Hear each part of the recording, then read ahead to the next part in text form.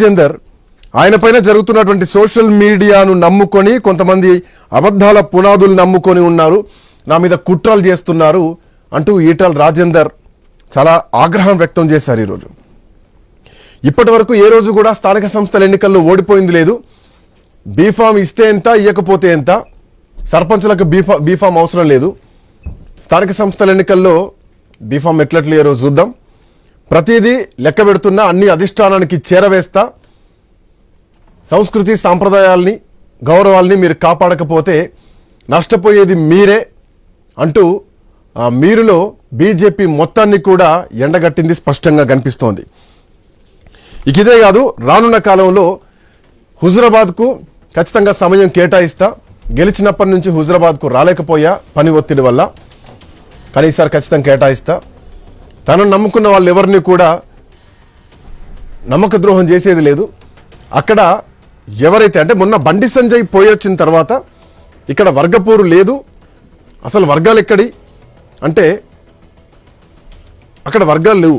అంతకుముందు బీజేపీ ఎక్కడుంది, ఈటల రాజేందర్ వచ్చినాకనే బీఆర్ఎస్ పార్టీ క్యాడర్ మొత్తం బీజేపీలోకి వస్తే ఇక్కడ వర్గం ఎక్కడుంది, ఎవరి వర్గం భారతీయ జనతా పార్టీకి అన్నది ప్రధానమైనటువంటి అంశం ఇప్పుడు తెరపైకి వస్తోంది.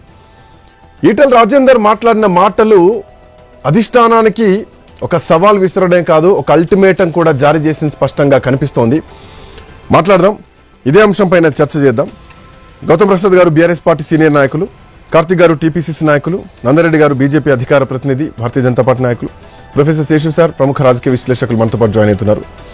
ముందుగా నందరెడ్డి గారు good evening, welcome to prime time debate. అందరికీ నందరెడ్డి గారు, ఈటల తిరుగుబాటు మొదలైంది, వర్గపోరు ఎక్కడిది అని చెప్పినటువంటి బండి సంజయ్ ఈరోజు ఈటల వర్గం మొత్తం కూడా వెళ్ళి ఈటల ముందు కూర్చొని మా పరిస్థితి ఏమిటి అనే క్వశ్చన్ ఇస్తే ఈటల రాజేందర్ చాలా మాస్ వార్నింగ్ ఇచ్చారు.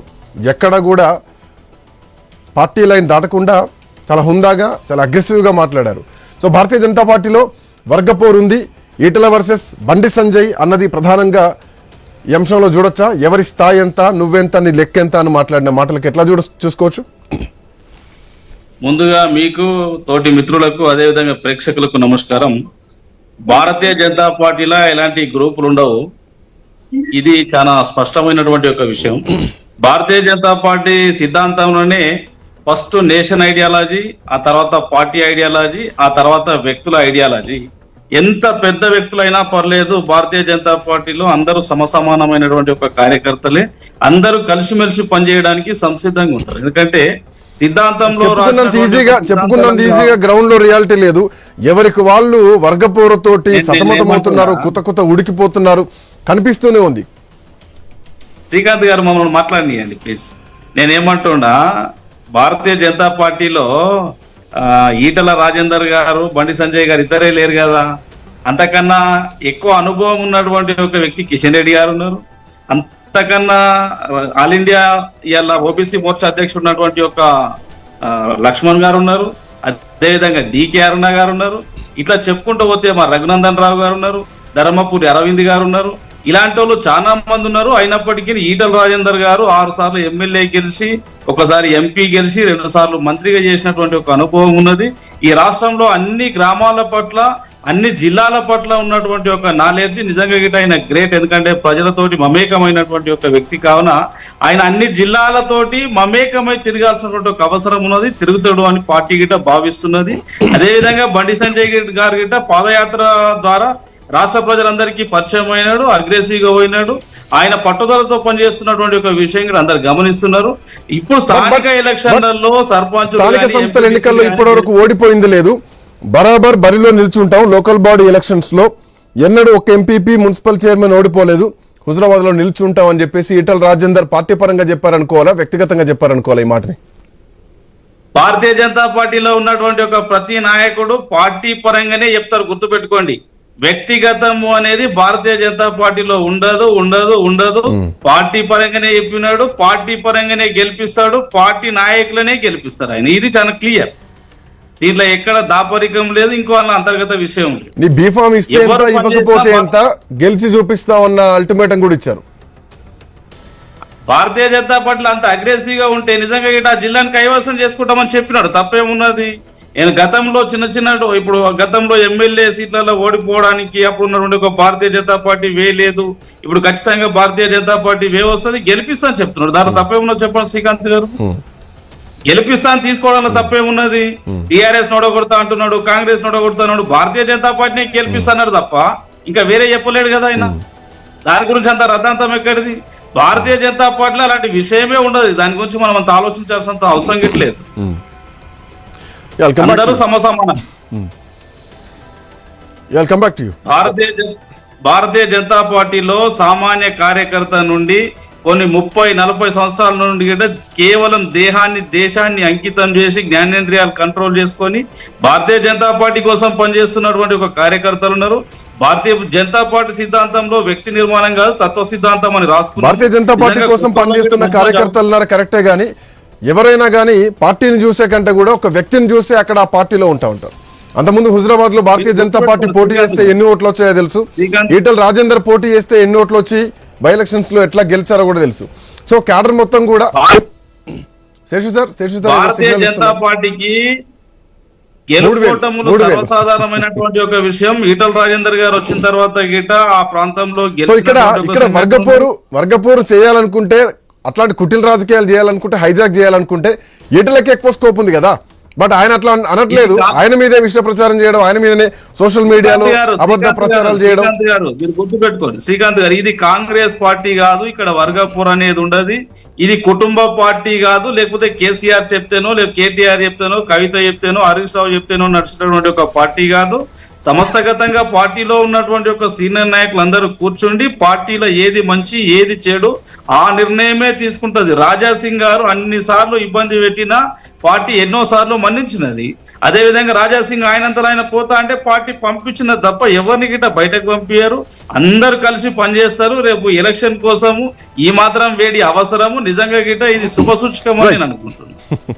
రైట్, ఒక చిన్న బ్రేక్ తీసుకుందాం. బ్రేక్ తర్వాత ఈ శుభ సూచకమా అశుభమా, పార్టీలో ఏం జరగబోతోంది, ఎట్లాంటి వర్గపోరు ఉంది, ఈటల రాజేందర్ ఈ స్థాయిలో ఇంత అగ్రెసివ్ గా ఎప్పుడైతే మాట్లాడింది లేదు. తెలంగాణ ఉద్యమం టైంలో అఫ్ కోర్స్ వైఎస్ఆర్ ని ఎదిరించి మాట్లాడినటువంటి సందర్భాలు ఉమ్మడి ఆంధ్రప్రదేశ్ లో చూసినటువంటి నేపథ్యం ఉంది. కానీ ఈ మధ్యకాలంలో ఈటలను ఎప్పుడు ఇంత అగ్రెసివ్ గా చూసిన సందర్భం అయితే లేదు. బట్ ఈ రోజు మాట్లాడినటువంటి మాటలు ప్రతి మాట కూడా ఒక తూటలాగానే పేలింది.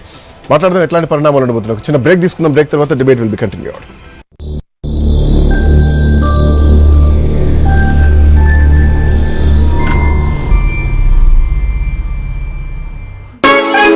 కేజీకి అర కేజీ శారీస్ ఫ్రీనా? ఏం కొన్నావురా? అమ్మకి 10, అత్తమ్మకి 6, అమ్మమ్మకి 4 కేజీలు చీరలు మావా. అబ్బో, ఇక్కడ కేజీ చీరలు కొంటే అర కేజీ చీరలు ఫ్రీ అంట. Churidar, men's wear, kids wear 1+1, 2+1 మస్తు ఆఫర్లు ఉన్నాయి. మరి ఇంకా మాంగళ్య ఆషాఢం కేజీ సేల్ అంటే తెలుసు కదా. మాంగళ్య షాపింగ్ మాల్ కేజీల్లో సేల్, టన్నుల్లో ఆనందం. చూడడానికి ఇల్లు అందంగా ఉంటుంది, కానీ ఫ్లోర్స్ సంగతేంటి? ఎలిమ్ ఫ్లోర్ క్లీనర్స్ ఉందిగా. క్రిమి సంహారక మరియు ఫ్లోర్ పరిశుభ్రత, షైనింగ్ మరియు స్పాట్లెస్. Elim floor cleaner. ఈ తరుగు కన్నా ఎక్కువ ఇస్తే మీరు కష్టపడి సంపాదించిన డబ్బు వృధా చేసినట్టే.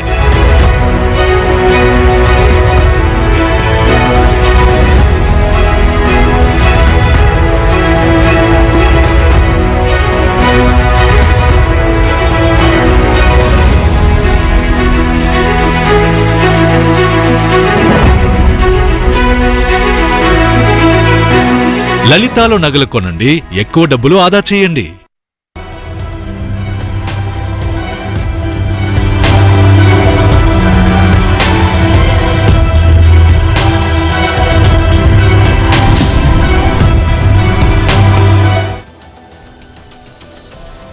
Welcome back to prime time debate. Bandi Sanjay Huzurabad నియోజకవర్గం వచ్చి వర్గపోరు పైన ఏ నియోజకవర్గంలో జిల్లాలో ఎక్కడా లేని, ఇక్కడ ఎందుకున్నాయి, ఇక్కడే ఎందుకు వస్తున్నాయి ప్రాబ్లమ్స్ అని మాట్లాడి వెళ్ళిన తర్వాత ఈటల రాజేందర్ వర్గం మొత్తం కూడా రహస్య సమావేశాలు పెట్టడం, అంతర్గత సమావేశాలు పెట్టడం. ఈరోజు అది కాస్త ఉడికి ప్రెషర్ కుక్కర్లా బ్లాస్ట్ అయిపోయి ఈటల రాజేందర్ షామీర్పేటలో ఆయన ఇంటికి చేరుకున్న తర్వాత ఆయన మాటలు ఢిల్లీ అధిష్టానానికి కూడా ప్రతి ఒక్కటి పంపిస్తాం, లేదంటే సంస్కృతి సంప్రదాయాల ప్రకారం ఉంటే ఓకే సంస్కార పద్ధతిగా, లేదంటే నష్టపోయేది మీరే అని తనను తాను పక్కన పెట్టుకుని పూర్తి పార్టీకి అల్టిమేటం ఇచ్చారా, లేదంటే కొంతమంది వ్యక్తులను ఉద్దేశించి మాట్లాడారా? ఈ అంశాలన్నీ చర్చలోకి రావాల్సినటువంటి అవసరం ఉంది. శేషు సార్తో మాట్లాడే ముందు ఒక్కసారి ఈటల రాజేందర్ ఏమన్నారో బయట ఒకసారి ప్లే చేయండి పీసీఆర్. ఇప్పుడు సైకోనా, శాడిస్టా, మనిషి, పశువా, వాడు ఏ పార్టీలో ఉన్నాడు, వాడు ఎవరి అండతో ఆ ధైర్యం చేస్తున్నాడు, వాడిని ఎంచుకోవాలి. కానీ బీ కేర్ఫుల్ కొడుక, బీ కేర్ఫుల్. మేము శత్రువుతో కొట్లాడతాం కానీ కడుపుల కత్తులు పెట్టుకొని కావలించుకునే సంస్కృతి మా రక్తం లేదు కొడుక, నా రక్తం లేదు. ఇవాళ మీరు ఎవడెవడు సోషల్ మీడియాలో పెడుతున్నారో, ఏమేమి రెచ్చగొడుతున్నారో, ఏమేమి చేస్తున్నారో మొత్తం పైకి పంపించే ప్రయత్నం చేస్తా. నేను అనుకుంటున్నా సంస్కారం ఉందని, సభ్యత ఉందని ఇట్లాంటి వాటిని అరికట్టని భావిస్తున్నా. అరికట్టకపోతే నష్టపోయేది ఎవరో అర్థం చేసుకోండి. మీరు నష్టం మాకు కాదు, మాకేం తక్కువ ఉంది? అసలు మీరు ఎవరు? అసలు నీ శక్తి ఏంది, నీ యుక్తి ఏంది, నీ చరిత్ర ఏంది, మా చరిత్ర ఏందిరా? 2002లో వచ్చిన జిల్లాకి 2 సార్లు నేను జిల్లా పార్టీ అధ్యక్షుడిగా పనిచేసిన, నేను 2 సార్లు జిల్లా మంత్రిగా పనిచేసిన. నేను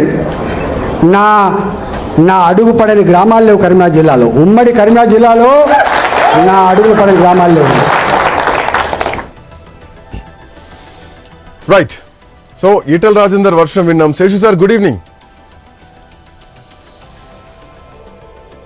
Srikanth, good evening. Yeah Seshu sir, so Bandi Sanjay మాట్లాడి వెళ్ళిన తర్వాత జరిగిన పరిణామాలు, 24 గంటల తర్వాత, అఫ్ కోర్స్ 48 అవర్స్ గడిచింది. ఆ తర్వాత వచ్చినటువంటి ఒక డైనమిట్ లాంటి సమావేశం ఈరోజు ఈటెల రాజేందర్ ఇవ్వడం జరిగింది. నష్టం నాకు కాదు మీకే, మీరెప్పుడొచ్చారు, మేమెప్పుడొచ్చాం, నా చరిత్ర ఏంది, నీ చరిత్ర ఏంది అంటూ మాజీ ముఖ్యమంత్రి కేసీఆర్ స్థాయిని ఎక్కడా ఆయన స్థాయి ఈక్వల్గా తగ్గించుకోకుండా, సో ఆయన వాడినటువంటి పదజాలం కూడా మనం చూసాం. సింగిల్ లైన్ పదజాలం, గౌరవం కూడా లేదు, మీరు అన్న గౌరవం కూడా లేకుండా సింగిల్ లైన్గా ఆయన మాట్లాడినటువంటి పదజాలం కూడా చూసాం. చాలా అగ్రెసివ్గా, చాలా ఒక బ్లాస్ట్ మాత్రం జరిగింది ఈటెల రాజేందర్. ఎట్లా చూడొచ్చు శేషు సార్? శ్రీకాంత్, మీకు ఐ న్యూస్ ప్రేక్షకులకు, ప్యానెల్లో ఉన్నటువంటి మిత్రులందరికీ నమస్కారం. దేశంలోనే కాదు ప్రపంచంలో అత్యంత బలమైనటువంటి పార్టీ, క్రమశిక్షణకు మారు పేరు అని చెప్పుకుంటున్నటువంటి పార్టీలో తెలంగాణ రాష్ట్రంలో బలం పెరుగుతున్న నేపథ్యంలో బాధ్యతా రాహిత్యం కూడా తగ్గినట్లుగా కనపడుతుంది. గాడి తప్పింది, గతి తప్పింది అనేటటువంటి అభిప్రాయాలు కూడా కలుగుతున్నటువంటి నేపథ్యం. తరచుగా పార్టీలో అధ్యక్ష పదవి ఎన్నిక సందర్భంగా రేగిన అసంతృప్తి, ఇప్పుడు 2 కీలకమైనటువంటి నాయకుల మధ్య జరిగినటువంటి డైలాగ్ వారు, కీలకమైనటువంటి ఎమ్మెల్యే పదవిలో ఉన్నటువంటి రాజాసింగ్ రాజీనామా, అంతర్గత సవాళ్లు, ఇవన్నీ గనక చూస్తుంటే భారతీయ జనతా పార్టీ కూడా సాధారణ రాజకీయ పార్టీకి అతీతమైనటువంటి పార్టీ ఏం కాదు అనేటటువంటి ఒక సంకేతం అయితే మనకి చాలా స్పష్టంగా కనపడుతుంది. ఒకే పార్టీకి చెందిన, ఒకే జిల్లాకి చెందిన 2 రాష్ట్ర స్థాయి నాయకుల మధ్య జరిగినటువంటి ఘాటైన విమర్శలు, పదునైన పదాలతో జరిగినటువంటి విమర్శలు ఒకంత తెలంగాణ రాజకీయాల్లో పెద్దగా చర్చనీయాంశమైనట్లుగా మనకి కనపడుతుంది. ఇప్పుడు బండి సంజయ్ కేంద్ర సహాయ మంత్రి, అదేవిధంగా మల్కాజ్గిరి ఎంపీగా భారతీయ జనతా పార్టీకి సంబంధించినటువంటి రాజేందర్ మధ్య ఎంత కాదనుకున్నా జరిగినటువంటి సవాళ్ల గనక మనం చూస్తే, ఇక్కడ ఇప్పటికే రాష్ట్ర అధ్యక్ష పదవికి అడ్డుకున్నటువంటి ప్రధానమైనటువంటి వ్యక్తుల్లో కిషన్ రెడ్డి, బండి సంజయ్ ఉన్నారనే అభిప్రాయంతో ఈటెల రాజేందర్ ఉన్నారు, మనం ఎంత కాదనుకున్నా. తర్వాత తన సొంత నియోజకవర్గము, 4 సార్లు ఎమ్మెల్యేగా గెలిచినటువంటి నియోజకవర్గము, అది బండి సంజయ్ లోక్సభ పరిధిలోకి వచ్చేటటువంటి హుజురాబాద్ లో బండి సంజయ్ గారు పర్యటన చేస్తున్నటువంటి సందర్భంలో చేసినటువంటి వ్యాఖ్యలు మరింత అగ్నికి ఆజ్యం పోసినట్టుగా, పుండు మీద కారం జల్లినట్లుగా మారిపోయినాయి. అసలే రాష్ట్ర అధ్యక్ష పదవికి తప్పిపోయినటువంటి సందర్భంలో దానికి వీళ్ళు అడ్డుపడ్డారు అనేటటువంటి అభిప్రాయం ఉన్నటువంటి సందర్భంలో ఈ పరిణామం జరగటం మరింత ఉద్రేకాన్ని రెచ్చగొట్టినట్టుగా మనకి కనపడింది.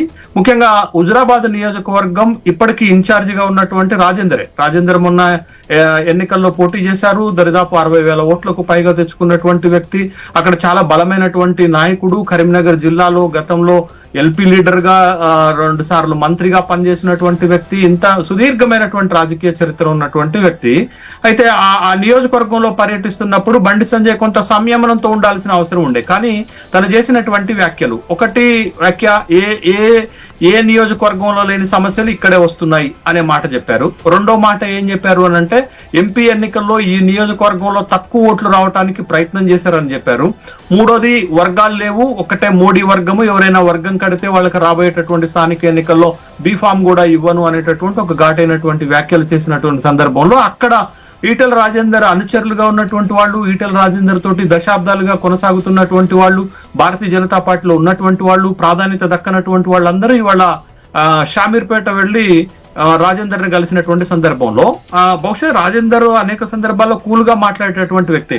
బట్ ఈ పరిణామాలన్నిటి మీద బేరుజు వేసుకున్నటువంటి రాజేందర్ చాలా ఘాటైనటువంటిది. ఒకటి, తను చేసినటువంటి వ్యాఖ్యల్లో ఒక భాగం ఏంటంటే తన సత్తా ఏంటి, తన చరిత్ర ఏంటో చెప్పాడు.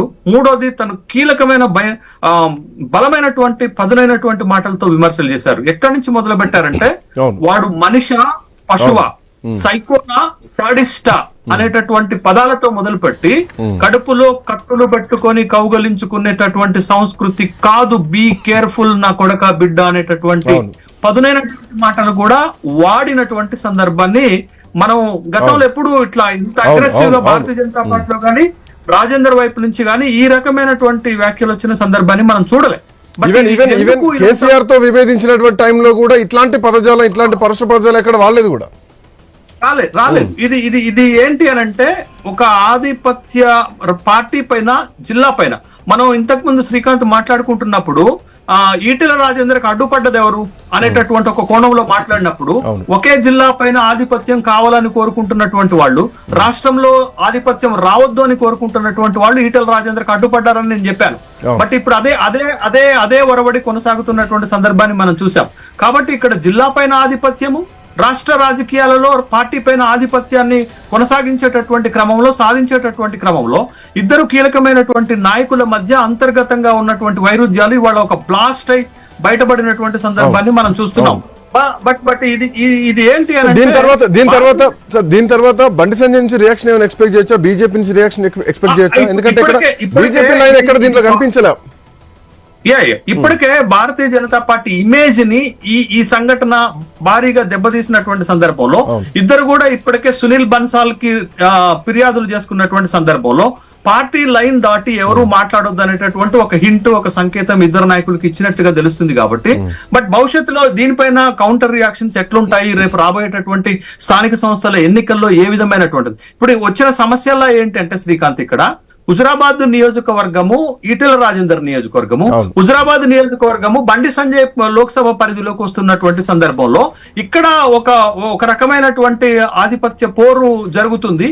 ముఖ్యంగా రేపు రాబోయేటటువంటి స్థానిక సంస్థల ఎన్నికల్లో తన వాళ్ళకి టికెట్లు ఇప్పించుకునే ప్రయత్నం, తన వాళ్ళని నిలబెట్టుకునేటటువంటి ప్రయత్నం, తనకి ఆ నియోజకవర్గం పైన పట్టు సాధించుకునేటటువంటి ప్రయత్నం చేస్తున్న కాంగ్రెస్. ఇక్కడ మనం ఒక విషయాన్ని చాలా స్పష్టంగా గమనించాలి, ఒక రాజకీయ పరమైనటువంటి. ఇక్కడ ఇంకొక పాయింట్, ఇందాక నందారెడ్డి గారు అన్నారు భారతీయ జనతా పార్టీ పూర్తి పార్టీ అంతా ఏకంగా ఉంటారు. బట్ హుజురాబాద్ విషయానికి వస్తే ఆయన ఇన్ఛార్జ్, ఆయన తెలియకుండా, ఆయన వర్గీయులు లేకుండా, ఆయన మనుషులు లేకుండా కమిటీలు వేశారన్నది అక్కడి నుంచే ఇది పొగ పుట్టింది, ఈ రోజు దావానంలో మారింది.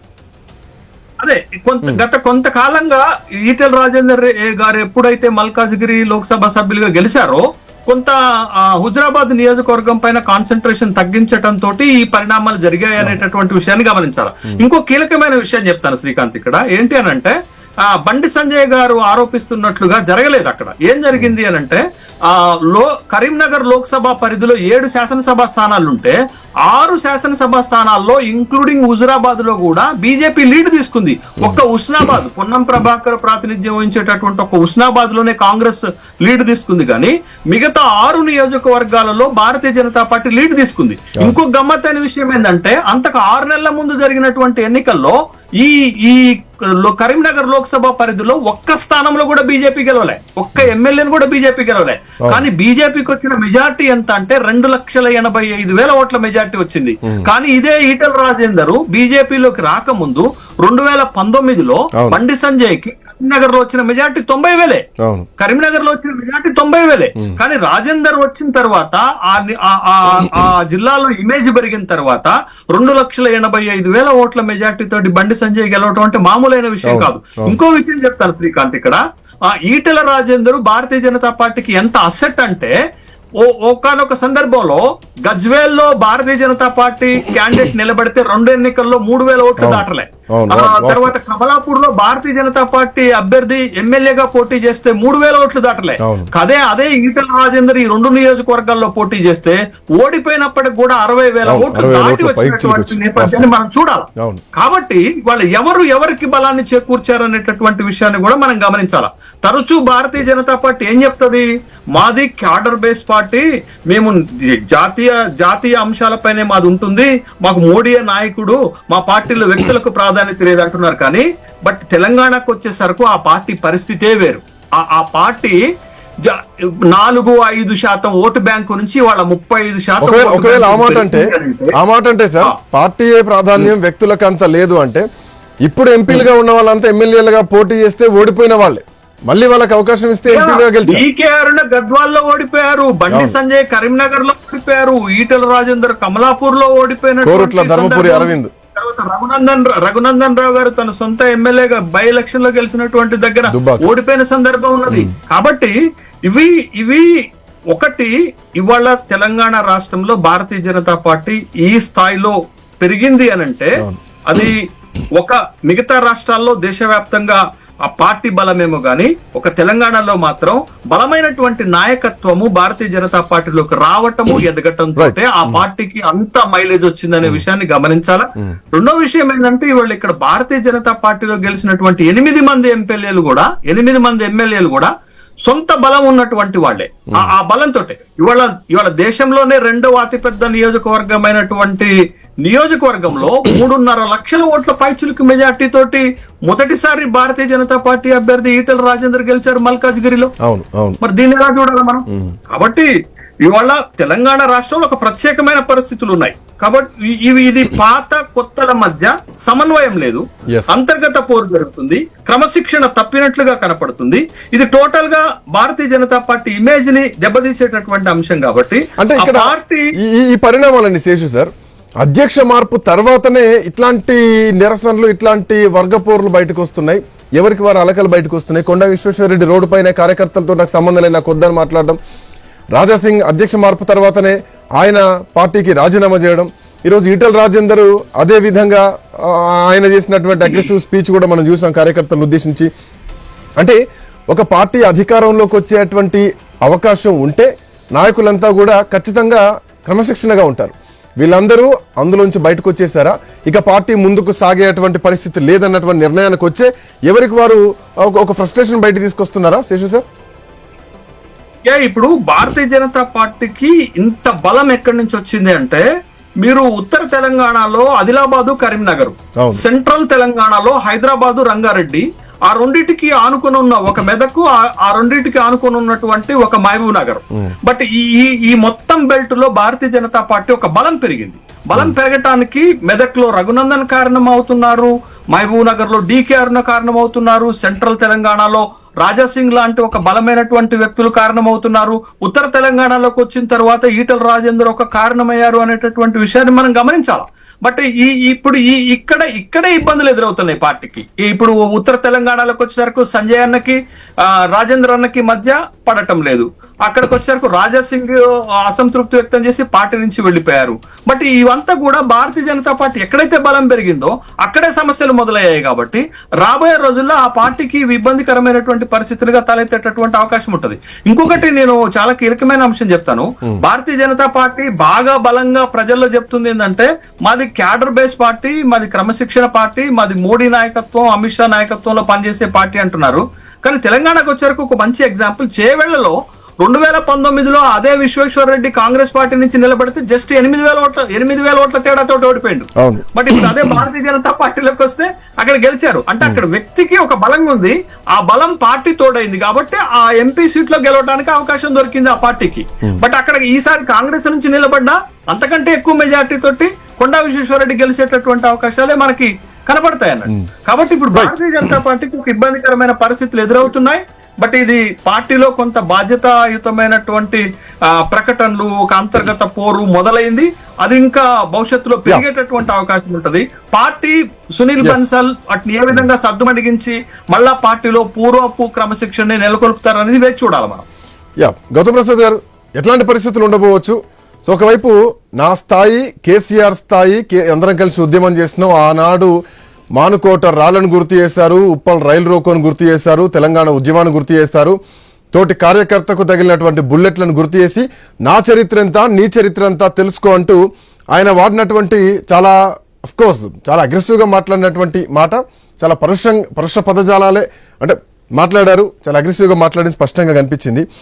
ఈటెల రాజేందర్ని హుజూరాబాద్ ఉడగొట్టింది. బట్ హుజూరాబాద్ ఈటెల రాజేందర్ని కోరుకుంటోందా? భారతీయ జనతా పార్టీలో వర్గపోరు ఉంటే గనక ఈటెల రాజేందర్ టీమే అక్కడ ఎక్కువగా ఉండాలా? ఎట్లా చూడొచ్చు ఈ పాయింట్ ని? నెక్స్ట్ లెవెల్ ఎట్లా ఉండొచ్చు? శ్రీకాంత్ గారు, మీకు, నందన్నకు, అదే విధంగా శేషన్నకు, అందరికీ, మన ప్రేక్షకులందరికీ నమస్కారం.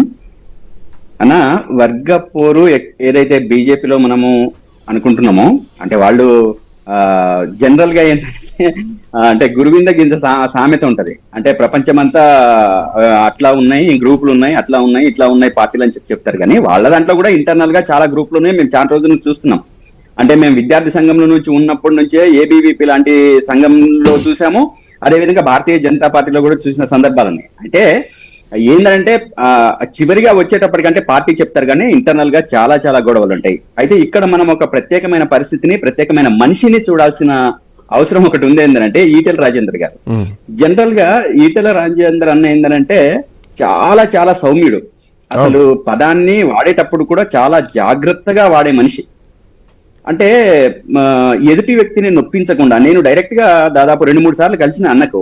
ఎందుకంటే మేము ఇటు తెలంగాణ మూవ్మెంట్ లో కావచ్చు, అదేవిధంగా గవర్నమెంట్ ఫామ్ చేసిన తర్వాత కావచ్చు, తను మినిస్టర్ గా ఉన్నప్పుడు కావచ్చు, మేము విద్యార్థి సంఘంగా పీడిఎస్ విద్యార్థి సంఘంగా రిప్రజెంట్ చేయడానికి పోయినప్పుడు కానీ కావచ్చు, తెలంగాణ మూవ్మెంట్ లో కూడా కావచ్చు, చాలా చాలా సున్నిత మనస్కుడు, సౌమ్యుడు, అన్ని రకాలుగా.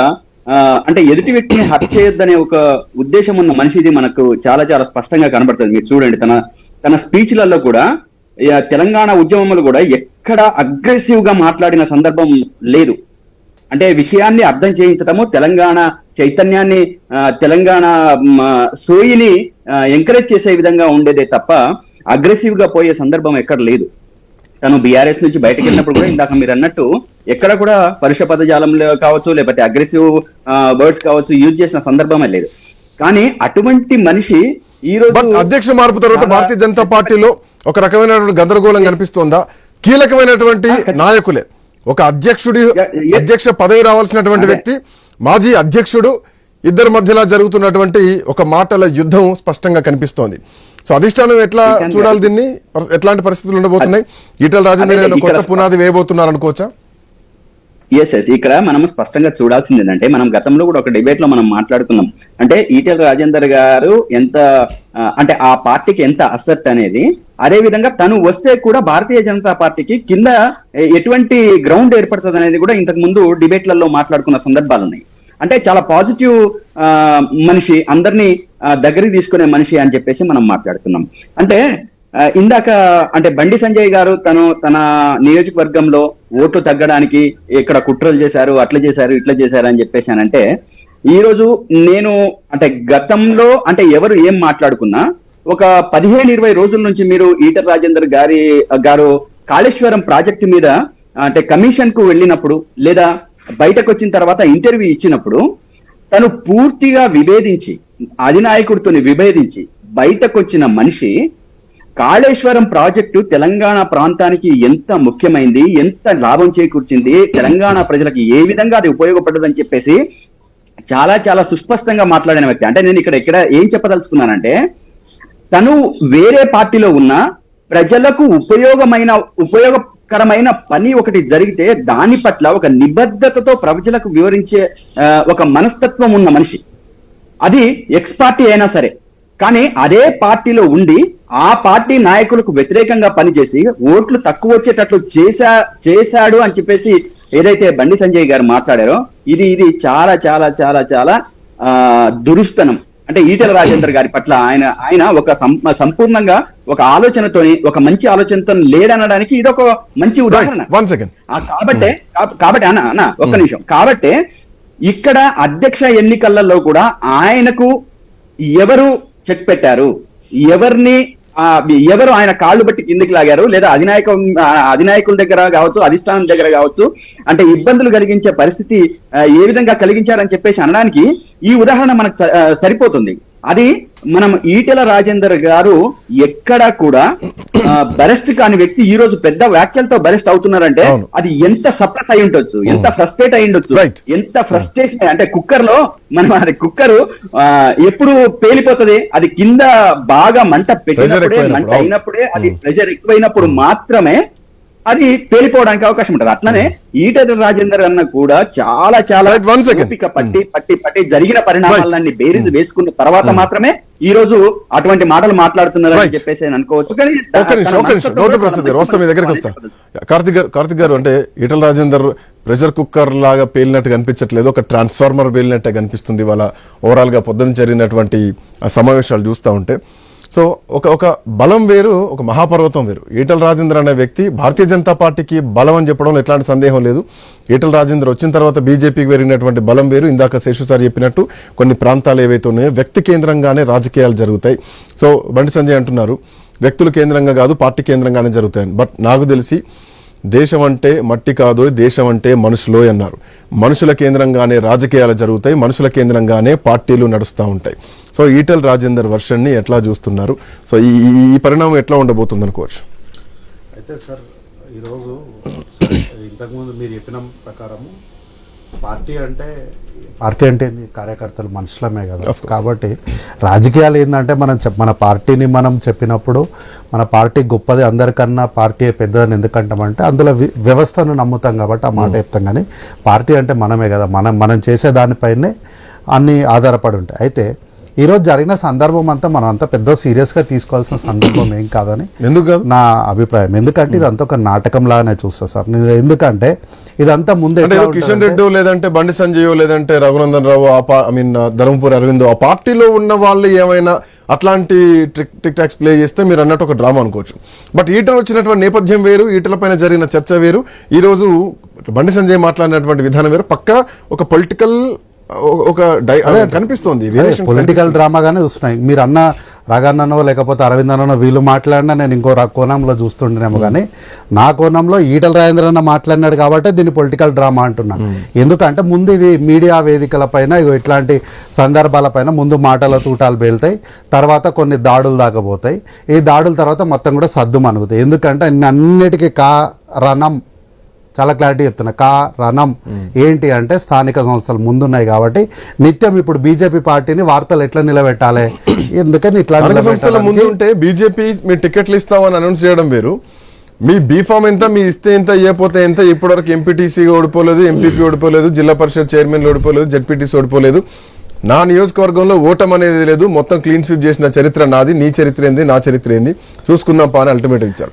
ఒకవేళ బీజేపీ బీఫామ్ ఇవ్వకపోయినా ఈటెల రాజేందర్ నిర్ణయాన్ని క్లియర్ గా ఈ రోజు చెప్పేశారు. అదే అంటున్నా, ఇంత ఘాటు వ్యాఖ్యలు చేయకపోతే మన అందరం కూర్చొని ఇంత పెద్ద చర్చగా ఎందుకు మాట్లాడతాం? ఏదో ఒకటి ఫైర్ చేయాలి. సో ఎట్లో అట్లా ఫైర్ చేయాలి కాబట్టి ఇట్లాంటి వ్యాఖ్యలు వాడితేనే, అంటే ఈటెల రాజేంద్ర అన్న వాడితేనే అరే ఎంతో సౌమ్యుడు, చాలా మంచోడు, ఇంత బాధతోనే మాట్లాడినాడని ఇప్పుడు మనందరం చర్చలో మాట్లాడాల్సిన పరిస్థితికి వస్తుంది. అన్నగారు ఎంత సౌమ్యుడు ఈటెల రాజేంద్ర అంటే నిజంగా చాలా సౌమ్యుడు అన్న. ఎంత సౌమ్యుడు ఈటెల రాజేంద్ర అన్న అంటే తెలంగాణ ఉద్యమము అంటే 2014 కన్నా ముందు 9/4 శాసనసభ జరుగుతున్నప్పుడు తెలంగాణ సబ్జెక్ట్ పైన మాట్లాడుతున్నప్పుడు ఆయన మాత్రం బెంచీల మీద ఎక్కి తోటి శాసనసభ్యుడైనటువంటి జేపీ గారి పైన దాడి చేసే అంత సౌమ్యుడు అన్న. నినాక మొన్ననే మనం ఎంత సౌమ్యంగా మాట్లాడినాడో చూసినాం కదా. రేవంత్ రెడ్డి గారి విషయంలో, ముఖ్యమంత్రి గారి విషయంలో ఎంత సౌమ్యంగా మాట్లాడినాడు. కాబట్టి ఈటెల రాజేంద్ర అన్న అంటేనే సౌమ్యుడు అంటేనే ఈటెల రాజేంద్ర అన్న. అయితే ఇంతకుముందు నందరెడ్డి అన్న మాట్లాడుకుంటూ మా దగ్గర గ్రూపులు ఏం లేవు, అందరూ సమానమే మేమంతా అని ఒక పెద్ద మాట అన్నాడు. అందరూ సమానమే, వీళ్ళందరూ నిజంగానే వీళ్ళందరూ సమానం. కాకపోతే ఆర్ఎస్ఎస్ వాళ్ళు కొంచెం ఎక్కువ సమానము, ఈ విషయాన్ని వాళ్ళు తెలుసుకోవాలి. అయితే పార్టీ పరంగానే చెప్పిండు బీజేపీని గెలిపిస్తా అంటుండు కదా, వేరెవరిని కాదు కదా నందరెడ్డి అన్న అన్నాడు. అవును సార్, ఆయన పార్టీ పరంగానే చెప్పినప్పుడు మరి ఆయన వాడిన వ్యాఖ్యలో ఏమన్నాడు? ఇంతవరకు ఓడిపోయిందే లేదు ఇక్కడ, మీరెంత, మీ మీ మీ ఇంకా సో అండ్ సోన్ పదాలన్నీ వాడిండు. సో ఎప్పుడు ఓడిపోయింది లేదంటే ప్రశ్న, అసలు బీజేపీ గెలిచింది ఎప్పుడు అక్కడ? ఒక బండి సంజయ్ అన్న తప్ప మన అంటే ఈ ప్రాంతంలో బీజేపీ పార్టీ గెలుపు ఎక్కడుంది? కాబట్టి ఆయన ప్రత్యేకంగా మాట్లాడింది బీజేపీ పార్టీని ఉద్దేశించే మాట్లాడుతూ ఎక్కడా కూడా ఆయన నందారెడ్డి అన్న చెప్పినట్టు బీజేపీనే గెలిపిస్తాను అన్న పదాన్ని మాత్రం ఆయన ఎక్కడ కూడా వాడలేటువంటి సమావేశంలో బీజేపీ కండువా గానీ బీజేపీ నినాదాలు గానీ ఏమీ లేదు, పార్టీకి సంబంధం లేకుండా వ్యక్తిగతంగా ఈటల అనుచరులకు మధ్య అంతవరకే. కాబట్టి వర్గాల మధ్య జరిగినటువంటి ఒక రాజకీయం. కాబట్టి మీ దగ్గరికి వస్తే ఒక చిన్న బ్రేక్ తీసుకుందాం. బ్రేక్ తర్వాత debate will be continue.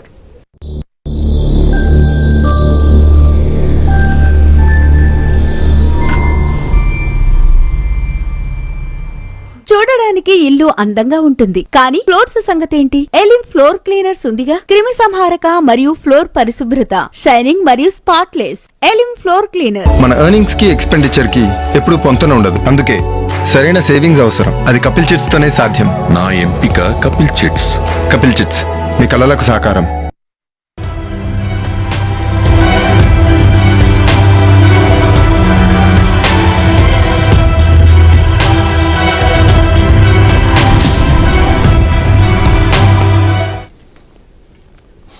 Welcome back to prime time debate.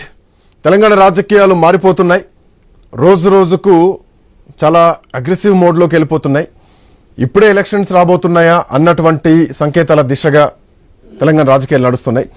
ఒకవైపు బీఆర్ఎస్ పార్టీని విభేదించి పార్టీలోనే ఉన్నాను అని కవిత చేస్తున్నటువంటి కామెంట్స్, పార్టీ లైన్ దాటి మాట్లాడుతున్నటువంటి విధానాలు అటు నడుస్తుంటే, కాంగ్రెస్ పార్టీ అధికారంలో ఉండి కేసీఆర్ జపం చేస్తూ, కేసీఆర్ని దిడుతూ పరిపాలన చేస్తూ, ముఖ్యమంత్రి రేవంత్ రెడ్డి ముందుకు పోతూ 10 ఏళ్ళు ముఖ్యమంత్రి నేనే ఉంటానికి చాలా కాన్ఫిడెంట్గా ఆయన సొంతంగా నిర్ణయం తీసుకొని చెప్తున్నా కానీ భారతీయ జనతా పార్టీలో కూడా అట్లాంటి పరిస్థితి కనిపిస్తోంది. ఎవరికి వారు యమునా తీరు లాంటి పరిస్థితులు భారతీయ జనతా పార్టీలో కనిపిస్తున్నాయా? పొలిటికల్ ఈక్వేషన్స్ తెలంగాణలో ఎటు తిరగబోతున్నాయి? ఓవైపు బండి సంజయ్ వర్సెస్ ఈటల రాజేందర్ యుద్ధం ఈరోజు మీడియా సాక్షిగా ఇండైరెక్ట్ వార్ ఒకటి కనిపిస్తోంది. డిక్లేర్ చేస్తున్నారు. ఈటలు ఇప్పటికే డిక్లేర్ చేశారు, అధిష్టానానికి అల్టిమేటం ఇచ్చారు. సో మీరే నష్టపోతారు, నాకేం కాదని చెప్పేసి ఆయన చరిత్ర ఏందో చెప్పి, నేను ఇది నా చరిత్ర తెలుసుకో, నీ చరిత్ర ఏంటి, నా చరిత్ర ఏంటి, లేకపోతే మీరే నష్టపోతారు నన్ను కోల్పోతే అని అఫ్కోర్స్ చాలా పెద్ద అల్టిమేటం కేంద్రానికి ఇచ్చారు. ఇట్లా నేపథ్యంలో ఇక పోటీ ఎట్లా ఉండబోతోంది? స్థానిక సంస్థల ఎన్నికల ముందు చాలా ఒక క్రిటికల్ పొలిటికల్ ఈక్వేషన్స్ చేంజెస్ చూడబోతున్నాం. సో ఎట్లా చూడబోతున్నారు? కార్తిక్ గారు ఇందాక మీరు మాట్లాడుతూ దీని కంటిన్యూషన్ ప్లీజ్.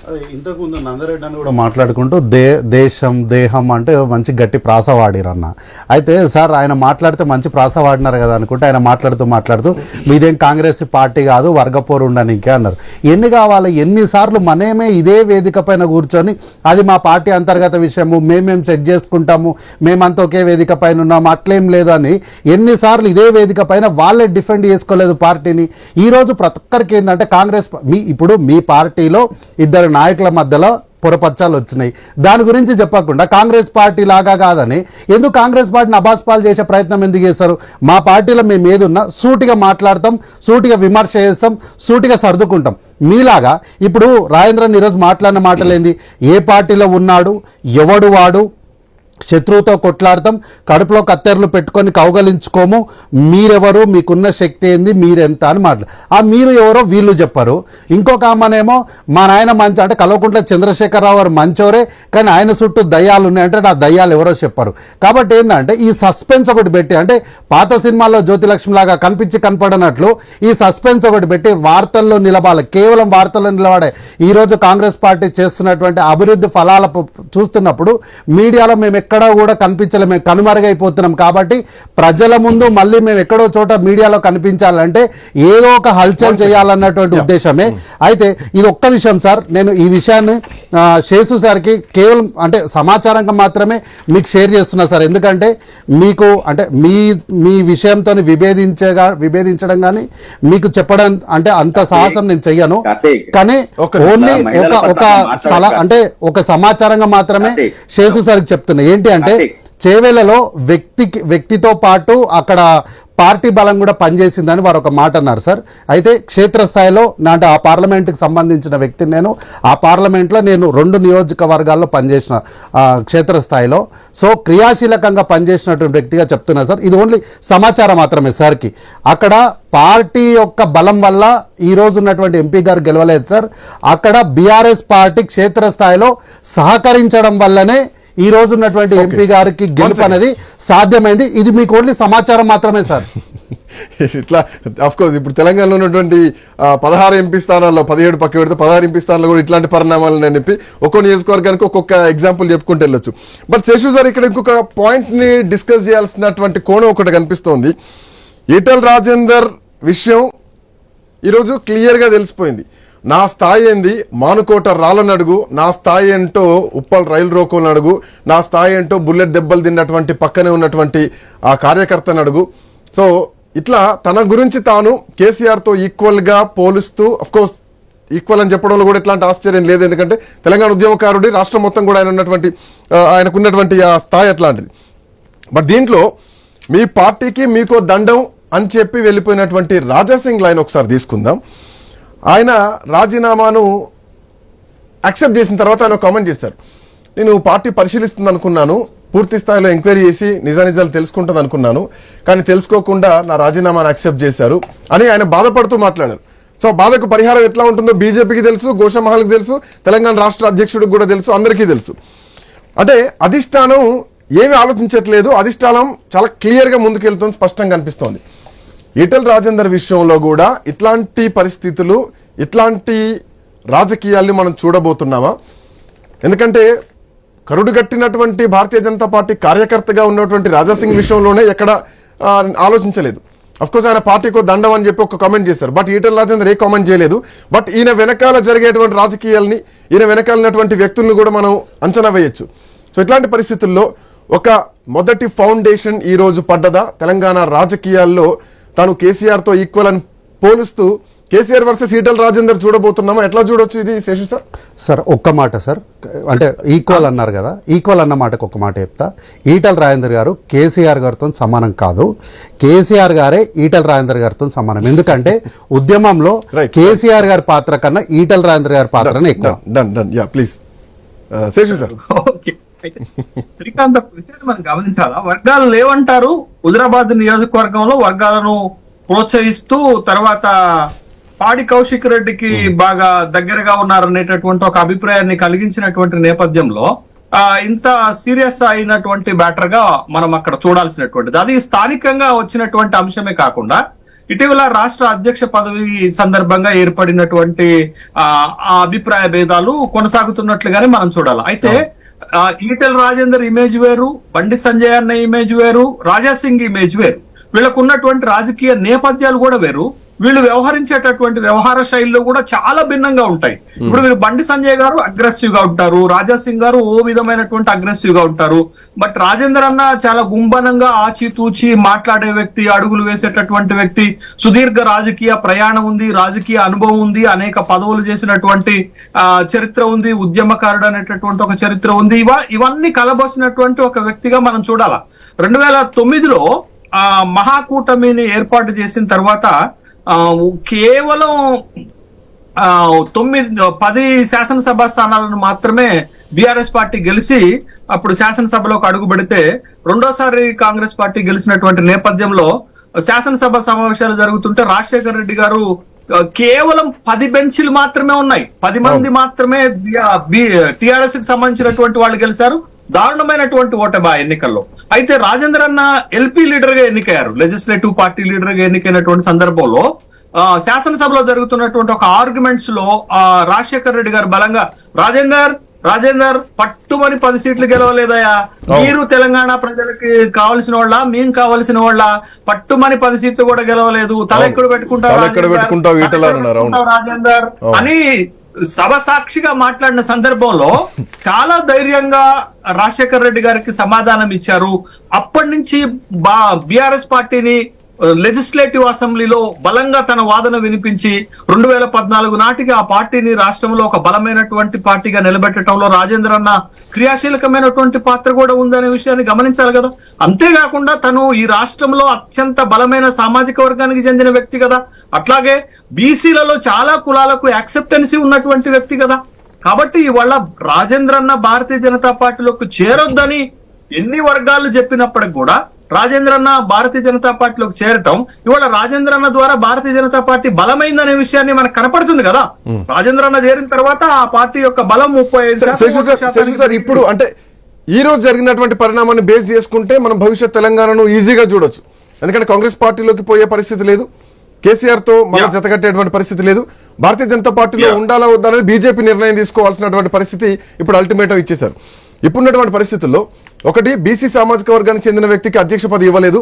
ముద్రా సామాజిక వర్గం చాలా పెద్ద సామాజిక వర్గం తెలంగాణలో. సో ఈటెల రాజేందర్ అధ్యక్షుడు అవుతారనుకున్నారు, ఈటెల రాజేందర్కి ఇవ్వలేదు. సో ఇప్పుడు ఈటెల రాజేందర్ చేసినటువంటి తిరుగుబాటు జెండా ఏదైతే ఉందో, ఒకవైపు రాష్ట్రంలో బీసీ ఉద్యమం, ఇంకోవైపు తెలంగాణ ఉద్యమ నేపథ్యాన్ని కూడా ఇక్కడ ఈటెల రాజేందర్ టచ్ చేశారు. సో ఒక కొత్త పార్టీకి పునాది ఈ రోజు పడ్డ సంకేతం ఏమైనా చూడొచ్చా శేషు సార్? మనం మరీ ఒక్క సంఘటన తోటి అంత కీలకమైనటువంటి నిర్ణయం రాజేందర్ లాంటి ఒక అనుభవమైనటువంటి రాజకీయ నాయకుడు తీసుకుంటారని భావించలేం గాని, బట్ అడుగులు ఆ వైపుకు పడతాయా, అలాంటి పరిణామాలు దారితీస్తాయా అంటే రాజకీయాల్లో ఏదైనా జరుగుతుంది శ్రీకాంత్. రాజకీయాలు ఇది జరుగుతుంది అది జరగదు అని ఈ రోజు ఉన్నటువంటి ఎక్స్పెక్టేషన్స్ రేపు ఉండవు, రేపున్నటువంటి అభిప్రాయాలు ఎల్లుండి ఉండవు అనేటటువంటి అభిప్రాయం మనకు చాలా స్పష్టంగా రాజకీయ పరిణామాలు కనపడుతున్నటువంటి నేపథ్యంలో ఆయా పార్టీలు ఇప్పుడు 3 పార్టీల్లో ఈ అంతర్గత సమస్యలు ఉన్నాయి కదా. కోమటిరెడ్డి రాజగోపాల్ రెడ్డి ఈ రోజు ఒక కీలకమైన వ్యాఖ్య చేశారు. మొట్టమొదటిసారి 9 నెలల రేవంత్ రెడ్డి పరిపాలనలో ఒక కీలకమైనటువంటి అసంతృప్తి ఈ కాంగ్రెస్ పార్టీని వ్యక్తిగత సామ్రాజ్యంగా మలుచుకునే ప్రయత్నం చేస్తున్నారనే ఒక విమర్శ ప్రారంభమైంది ఒక కీలకమైనటువంటి శాసనసభ్యుడి నుంచి. అదేవిధంగా బీఆర్ఎస్ లో అన్నా చెల్లెల పంచాయతీ కొనసాగుతుంది. ఇవాళ బీజేపీలో ఒక కీలకమైనటువంటి రాష్ట్ర స్థాయి నాయకుల మధ్య తీవ్రమైనటువంటి విభేదాలు నెలకొన్న నేపథ్యంలో ఇంత గందరగోళం ఉన్నటువంటి పరిస్థితులలో ప్రత్యామ్నాయ పరిస్థితులు ఏమి రాబోతున్నాయి రాజకీయాల్లో తెలంగాణ రాష్ట్రంలో? కొంత ఈ రాజకీయ ముఖ చిత్రం పైన ఒక ఆసక్తికరమైనటువంటి పరిణామాలు జరగటానికి ఎక్కువ అవకాశాలు ఉన్నట్లుగా మనకు కనపడుతుంది. బట్ ఈ చిన్న సంఘటనతోటో ఈ ఒక్క అంశంతోటో రాజేంద్ర అన్న బయటకు వెళ్లి పార్టీ పెడతారంటే పెట్టకపోవచ్చు. ఎందుకనంటే రాజేంద్ర అన్న బీఆర్ఎస్ నుంచి బయటకు వచ్చినప్పుడు మేమందరం కూడా వెళ్ళాం, క్యాంప్ ఆఫీస్ లో మేమందరం కూడా మాట్లాడాం. బట్ అప్పుడు కొత్త పార్టీ పెట్టాల్సినటువంటి అవసరం ఉంది, బలహీన వర్గాలకు ప్రాతినిధ్యం వహించేటటువంటి ఒక పార్టీ రావాలనేటటువంటి అభిప్రాయాన్ని చెప్పినప్పటికి కూడా తను ఒక నిర్ణయం భారతీయ జనతా పార్టీలోకి వెళ్ళారు.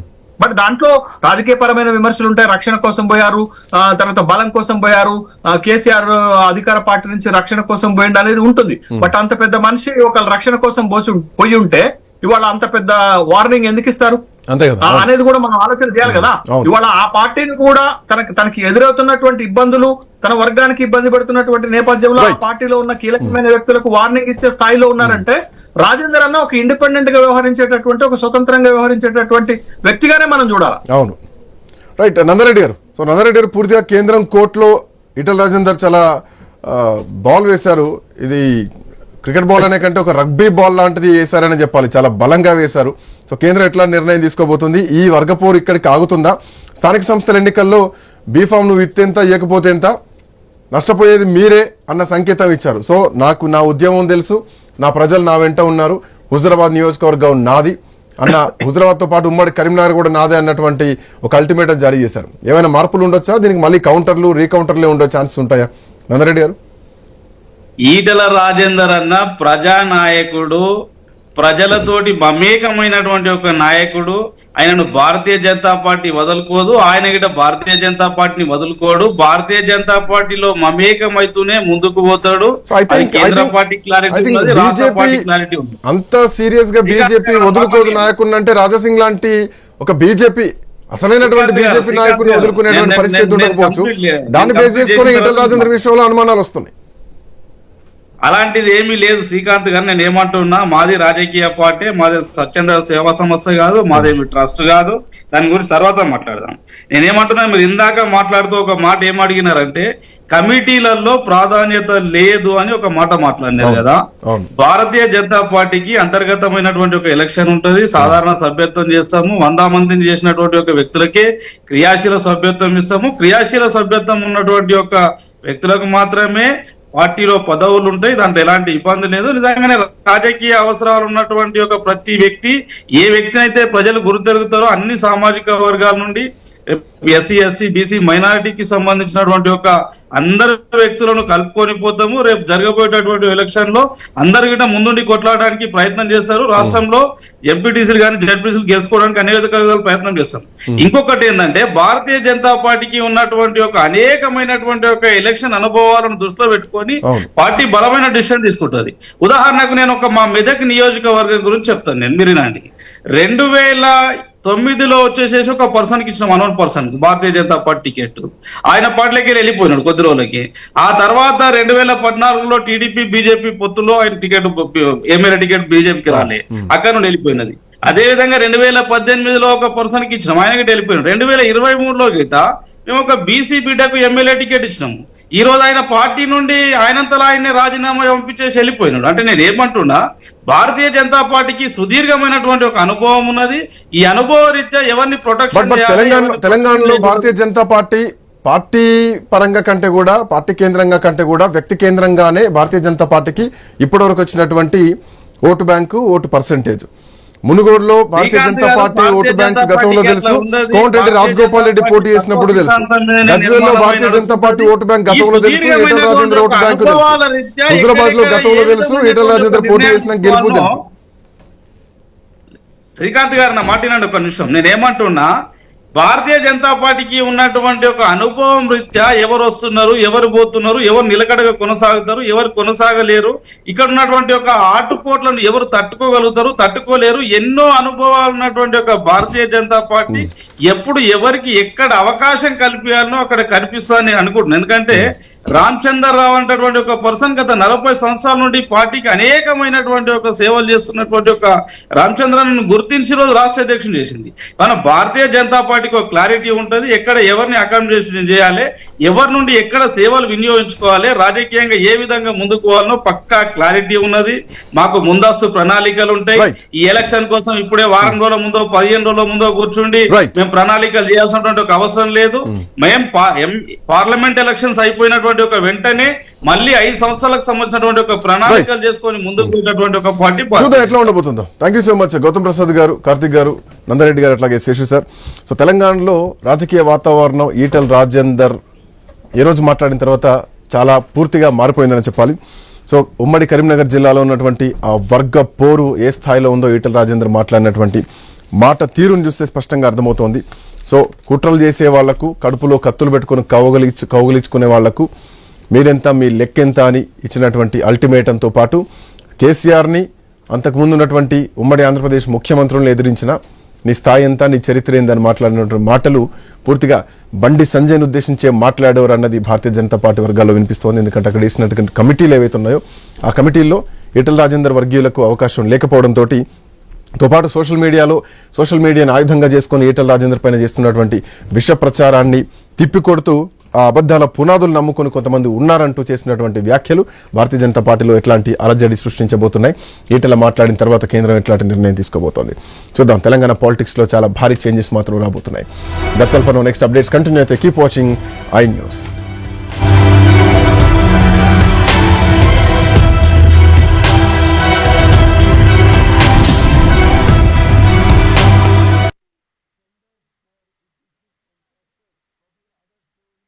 చూడడానికి ఇల్లు అందంగా ఉంటుంది, కానీ ఫ్లోర్స్ సంగతేంటి? ఎలిమ్ ఫ్లోర్ క్లీనర్స్ ఉందిగా. క్రిమి సంహారక మరియు ఫ్లోర్ పరిశుభ్రత, షైనింగ్ మరియు స్పాట్లెస్. Elim floor cleaner. విషం కలిపిన నీళ్లు తాగి రష్యన్ సైనికులు మృతి. మానవతా సాయం కింద రష్యాకు అవర్ వాటర్ పేరుతో బాటిళ్లు. అమెరికా నుంచి భారత్కు 1563 మంది అక్రమ వలసదారులు. బహిష్కరణలతో ఆందోళనలో విద్యార్థులు, విజిటర్ వీసా హోల్డర్లు. మసూద్ అజార్ జాడను పసిగట్టిన భారత్ ఇంటెలిజెన్స్.